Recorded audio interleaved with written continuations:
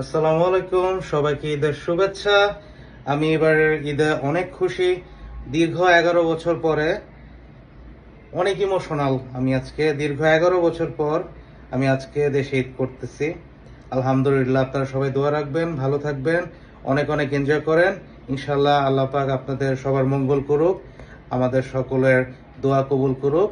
অনেক অনেক শুভেচ্ছা আপনাদেরকে, আমার সমস্ত ফলোয়ারদেরকে আমার অন্তর থেকে জানাই ঈদের শুভেচ্ছা। দোয়া রাখবেন।